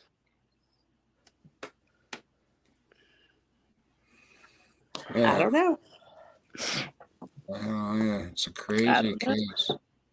I don't know. There you go. But I wonder if he came forward. Well, no, because you're saying he's working with them. Because I was thinking if he came forward, then they would have mentioned that because they say that like the killer always tries to insert themselves into the investigation. So, but Right. if he's actually working with them, Yeah, I don't know. I don't know if that's true or not. I'm I not. just I just I'm threw not. that out there. Yeah, I'm not I'm not so sold on saying that that. either. I'm not sold on that at all. Yeah. I just thought I'd throw that out there and ask you what you thought about it. Oh yeah. That one's. I'm not sold. So, do you think he is going to be found guilty? Oh boy. No. Do you think we're going to I get to don't. trial? I don't know if it's going to get to trial. I really seriously don't know. It depends on what Rael comes up with here. Because I have to give it. Here's one thing I have to give to Ann Taylor, as she has turned these hearings kind of into a preliminary hearing. Yeah. Yeah. And I do like that. And Yeah. if she can get more out of Ray, But see, that's before what I was trial. saying. That's what I was saying in my video that you played. If this was the hearing, he will walk. Right. You'd walk. He will walk. They have nothing. Like, imagine this actually Right. being the trial. Excuse me, that's what I meant. If this was the trial. Imagine this Right being now. the trial and you have Payne, Brett Payne on the stand doing what he was. Come on. Was it Mallory? Right. Right. Come on. And that's their main people right there. Yeah. What would happen? What would the jury think after, like, at the end of the day on that? Like, right. They said Brett, that's the guy that wrote the PC. I don't know about this one, guy. Right. Like, this is crazy. Yeah. When I was listening to him explain how he created the map, I was literally looking around my room like, this can't be real. He just said he made it up. Like, yeah. Crazy. Yeah. Like, then you have the professional Ray going, and he hasn't testified everything yet. He's going to show exactly what he's talking about, and he's going to show that Brian wasn't even close by there. Yeah. So I don't, and I think the defense knows this. I mean, the prosecution knows this. They have to know this. They got the film. They know it's not his car. Yeah. Well, they said it. They said it wasn't the same car that they were looking at. Right. When she's like, well, what made you say this year to this year. How did you get to here? It's like, well, you guys said that it was like an FBI professional, whatever, who came up with the year. It wasn't a wild guess. But the car Right. that Brian drives is not what this professional, with this expert, that's not what he said. How did we get here? It's Right. unreal. Right. I think Pebbles said in here that there's a hearing coming up here now, right? Yes. What is it? The 27th? What 7th or date? something like that. Yeah. 27th? Is it the 27th? Something like that, yeah. Yeah. So yeah, that'll be interesting. And I'm wondering if there's witnesses or like if they're gonna get Syrie up there just to show. You know, I'm waiting for Ann Taylor to do it, like you said, to ask for dismissal. Why isn't that happening? Yeah, it should It's be like happening. we've been, what, 3 months? I think it's been 3 It's months gotta since be. they started or revealing the nothing that the state has. So it's like you got Syrie up there, you got the 2 officers up there. What do we need now? How many more times are we going to say exculpatory before this man is exonerated? Exactly. I mean, there's lots of exculpatory evidence, and why he's still sitting in jail is beyond me. Yep. And so somebody mentioned that was it Casey Anthony was in jail for 3 years before she got away with murder. And Right. I'm just like, when I saw Anne saying that she was nervous to say that she would be ready next summer, I was like, what? Right. Why? Yeah. I don't, they should You're have went saying for that. they I don't don't know have why. it. Because the Go ahead. burden of proof is on them. So if she doesn't have it, that's fine. Right. If they don't have it, he gets to go home. Right. Why they waived that speedy trial? I that one blew me away too. And so I They should have went for that understand speedy her trial. saying that she was waiting for the cast report, and she was asking for it, and it's to date not been produced. I understand that. Now for them to say, well, Right. wait, he has an alibi, we need to look at this again. It's like, seriously? Right. What? Right. But Right. so now it's like, okay, well, let's assume you're never going to get it. Now what? Right. Yeah. Now what? How long is he supposed to sit here? Yeah. If you can sit here and say he's innocent, Brian Koberger's innocent, Brian's innocent. You stood in court and said that he's innocent, but you're still not ready to go to trial. Yeah. Yeah, that doesn't make much sense to me. Well, I think what she might be saying is because she hasn't got all the information. I think that's whatever they have. Like if she's saying he's innocent and she knows he wasn't there, what does it matter what they have? Yeah, if Syrie can prove that he was somewhere else, yeah, it doesn't frickin' matter. Go to trial. Go to trial. Because trial starts, they can't just whip out evidence. If the trial was started, they can't just like pop up with stuff. That's not how that works.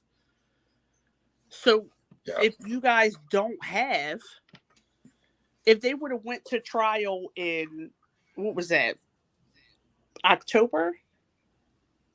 Yeah. What did the state have? in October? Obviously nothing. Because Nothing. they still don't have it now. They're bluffing. They're bluffing. They're hoping that this guy just rolls over and they can shoot him in the head. I don't I don't know. I don't know. I don't think that there was ever going to be a deal on the table. I don't. Maybe because okay, I take that back. Because I wouldn't have thought that the house would have got demolished either. That one blew me away. It really Yeah. did. Because I'm like, And the parents. My thought just now was that the parents would have a fit if he got a deal. But it's like the parents didn't. I mean, they didn't do much about the house getting demolished. So never mind. Never mind. right, yeah, nah, I that one blew me away. I just mostly because of the sound, because I know the sound of that house because I've Yeah. seen videos of it inside, and I Yeah. just knew it was a very cheaply built. Yeah, yeah. And I think they should have been allowed to go in that house to show that if the story is being told by Dylan and Bethany, supposedly, right? Yeah. That they didn't hear anything, that would show that's a fucking bunch of crap. And it is a bunch. Does that even matter? What do you mean? When it comes to the hearing, right? If we're looking at Brian Koberger and whether or not he did it, does it matter if the other people in the house heard anything? Does that change whether or not? Not really, no. Yeah, no, it doesn't. Really doesn't. If Cyrus can nail where he was, and that he was nowhere near that town, like Brian says that he was 25 miles away. Oh yeah. Then nothing else matters. Nothing else matters, and it should be over. And that might be coming. That's why I'm saying I don't know if it's going to make it to trial, because Cyrus is pretty confident in what he knows. And Twiz, you don't know him probably. He was on your last episode. Yeah, Twiz actually is there, and he actually talked to Cyrus. Okay.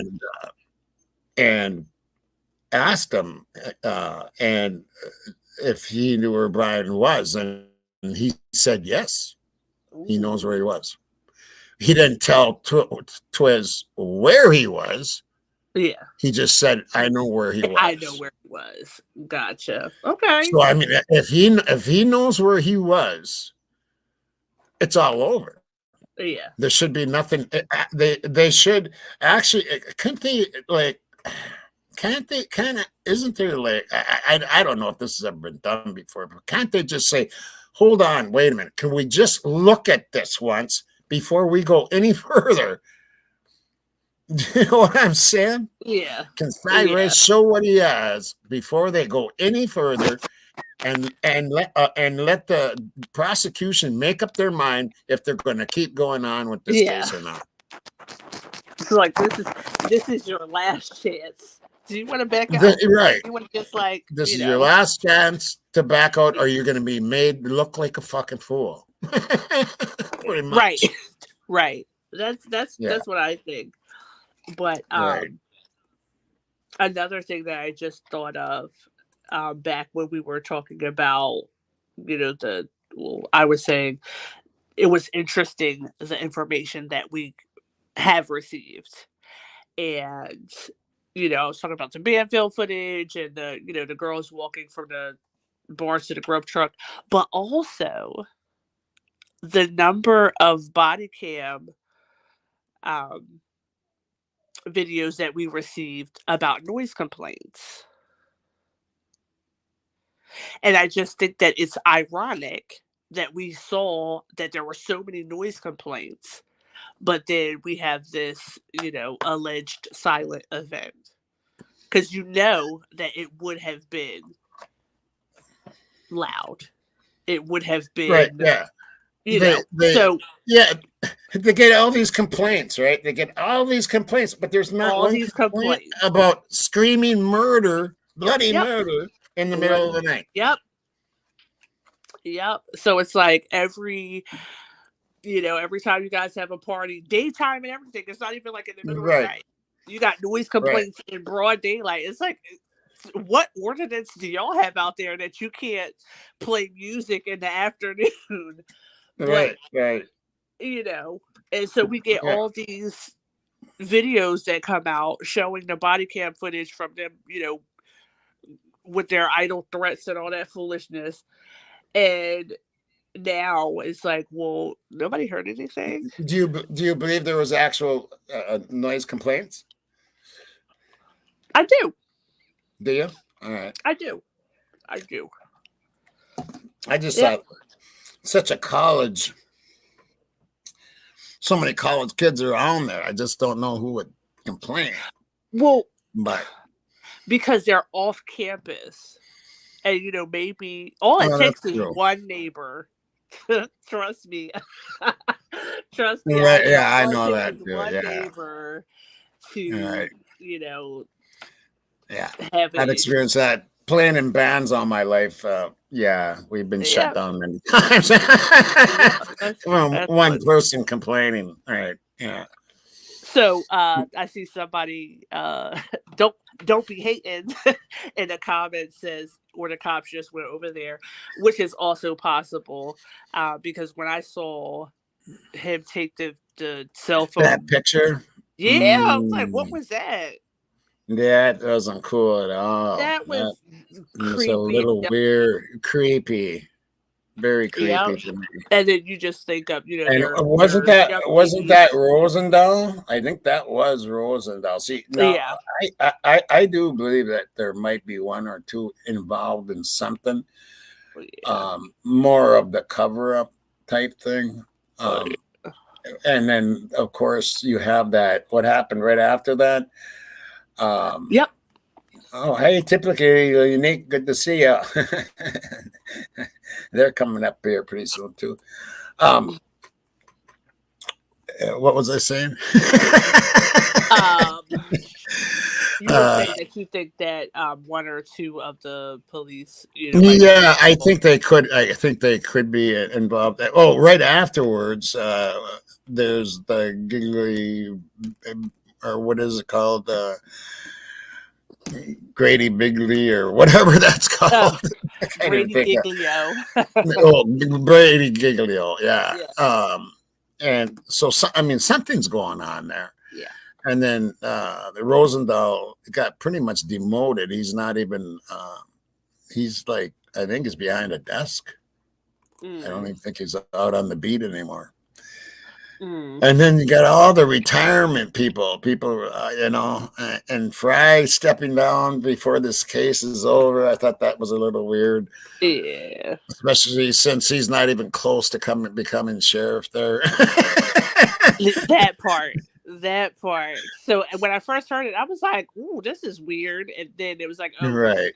Running for sheriff. And then it was like, oh, wait, he's definitely not. So it's like, oh, this is interesting. Yeah, very interesting. Right. Yeah. Yep. Well, it's been good having you on. I know we've discussed a lot. What were you saying, Gal? My pleasure. Thank you so much. Yeah. What were you saying now? I said it's been my pleasure. Thank you so much. Oh. No, my pleasure, girl. I thought you were saying something about the case there. I don't know. So what is your final thoughts on what you think is going to happen? Do you believe that Brian is innocent? I do. I do. I know, sometimes when I get to carrying on, it's hard to tell, but I don't think he did this. I said it from the beginning that I do not think that he took anyone's life. I don't know if he was involved in some type of other way, but I do not Right. believe that he took anyone's life. That's my thoughts exactly. Especially being the vegan that he is, and he doesn't Yeah. even like meat, and Yeah. I think that would creep him out too much. Oh, You yeah. know what I'm saying? I mean, come on, the guy's got like OCD, he wears gloves Right. everywhere. You know? Right. Could you imagine him? Yeah. So it's like, oh yeah, he doesn't want his touch DNA in a grocery store, but he'll leave it at a crime scene. I just Okay. I can't picture this vegan OCD guy doing it. I just Yeah. yeah. Yeah. I don't So I don't think it doesn't make it's sense. him. I don't know how he landed himself in this situation, but I don't think it's him. I do believe Right. that at the very least Dylan knows what happened. Yeah. And I think that the parents know that there was things happening before this. That's what I think. Say that one more time. I think that the parents know that there were things happening before the quadruple homicide. I The think that's why change of the locks. Yep. Change of the locks. Yep. Why would they change the locks? Why would they come out? And even the bedroom doors lock. I mean, you know what I mean? They changed the locks. There's a part that people don't take into consideration. This was November. This was like early, almost mid-November, and school just started in September. So it's like, if you were going to change the locks, like, why not change them at the beginning of the year, right? If you guys got new Right. roommates or people moved out, why not change them in September? Right. And then people are like, oh, Kaylee was done school. And it's like, well, when did she leave? Because we don't know how long she's been gone. But the semester just started in September. Right. So it seems like there was something happening before this that we're just not supposed to look at. Right. And who knows, there could be a parallel investigation going on, and this could be all for show, but I have a hard time believing they'd be spending all this money like that to do that. But yeah. You never know when it comes to, I've said, I started out with a phone call to Rory's channel, and I told him about how the drug operations work, because I was involved in it for a few decades. So, and that's how I started out. And there is similarities in some stuff. And I've always said that Moscow is a hub. Moscow and the Pullman area. It is a drug hub. It is a drug hub there. So I mean, they had the bus. We don't know. Yeah, they had the bus like right after this. Mm-hmm. Right. In what, Spokane or whatever, yeah. But that Moscow, and then I find out, and I didn't know this until just a couple of weeks ago, 3 weeks ago, maybe. There's a major port 25 miles from Moscow. I didn't know that. It goes a couple of hundred miles into inland, and it's this river that they actually dig. They have to dig every so often because of these big barges, these big ocean vessels coming into this little port in Lewiston. Lewiston, I know. I'm talking like 25 miles from Moscow. And then you have I'm not going to say any names, but because it seems like every time somebody mentions someone's name, their channels, their videos get slammed down, but the Yeah. owners of the house have an import-export business that was the address was 1122.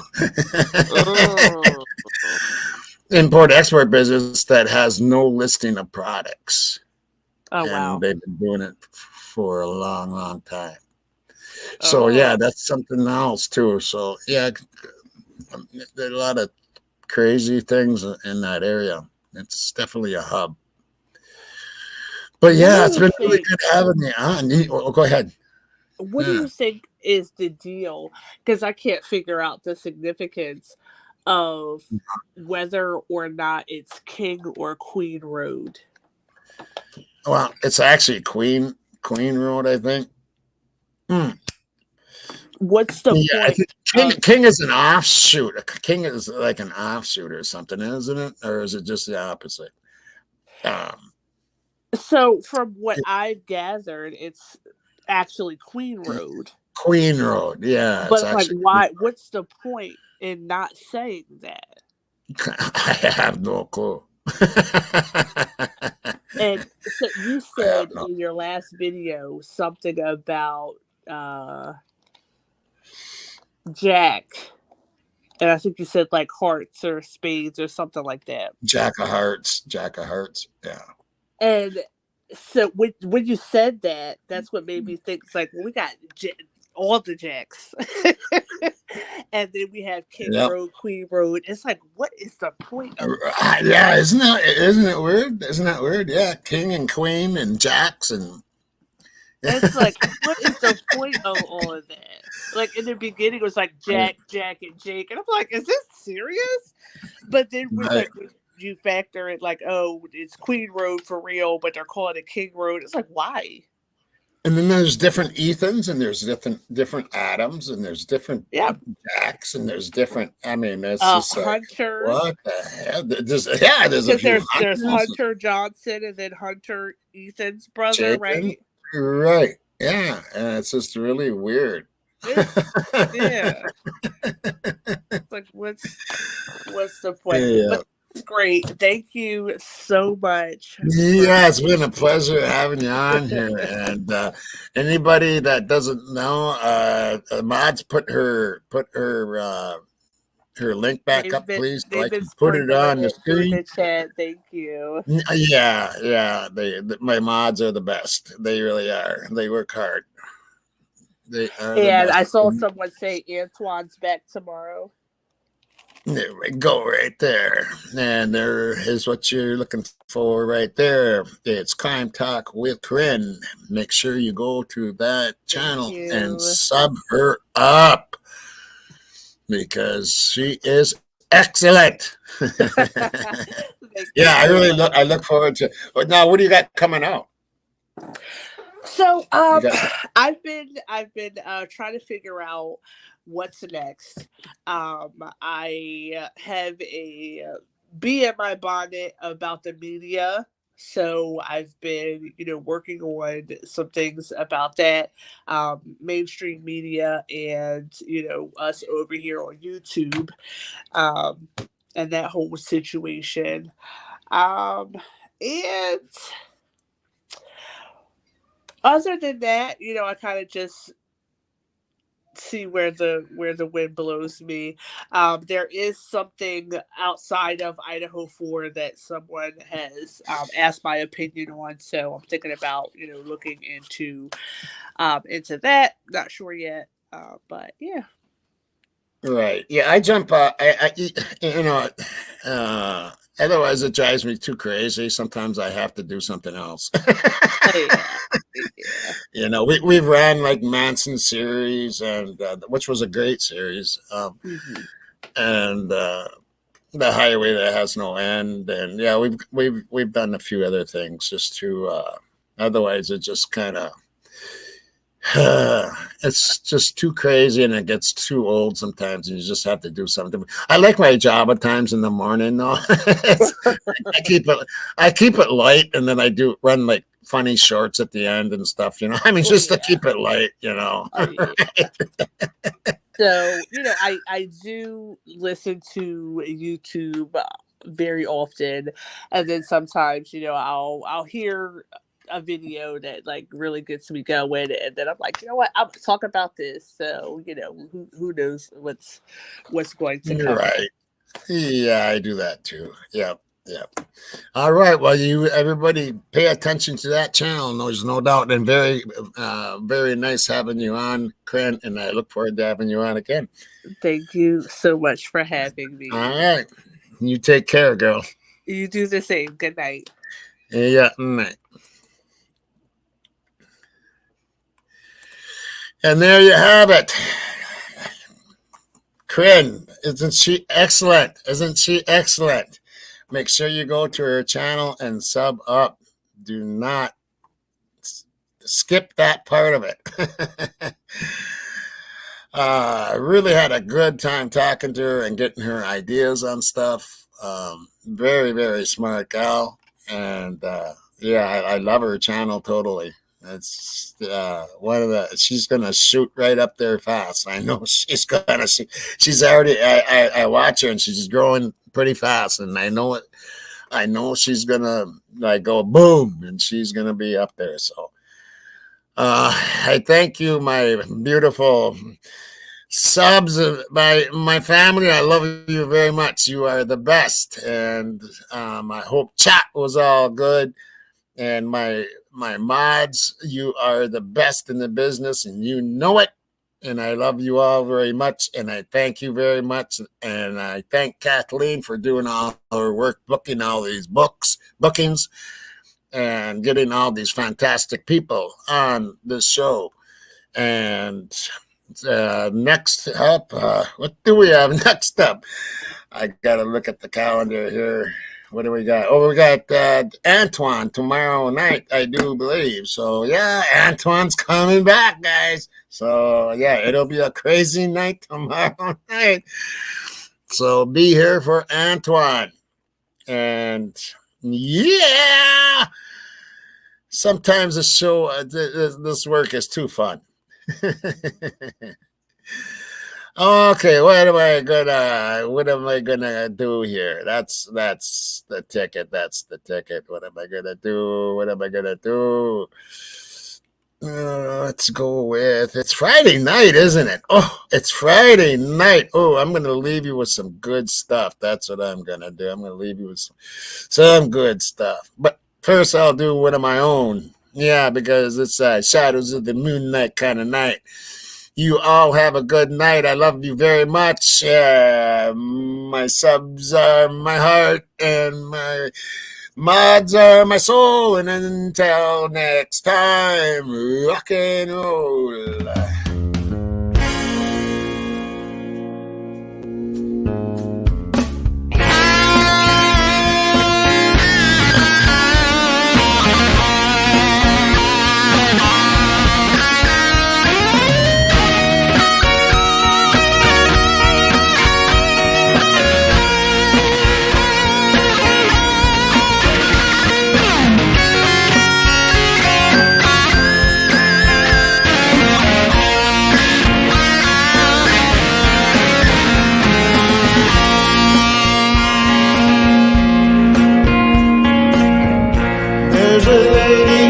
Shines in the light, a glow of her eyes, my soul unites. The rain stops into the night. I walk in shadows of the moonlight.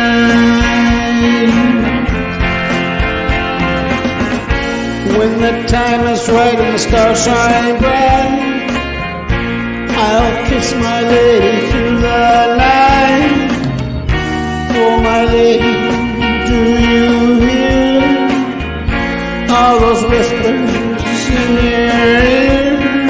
I walk in shadows of the moonlight.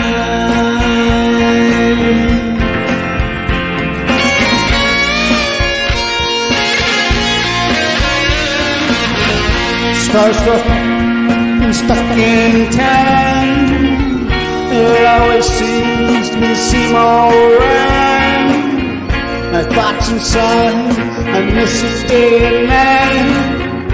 There's only one reason to stay up all night.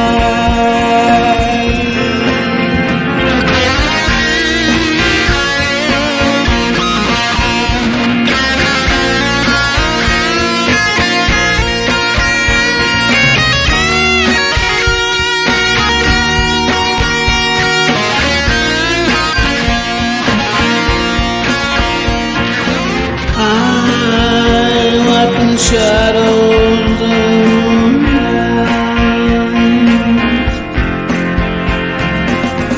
I'm slipping away, it's almost time. Take my hand, my lady, please don't cry. Hold me forever until I die. Don't be lonely, I'm by your side. I walk in the shadows and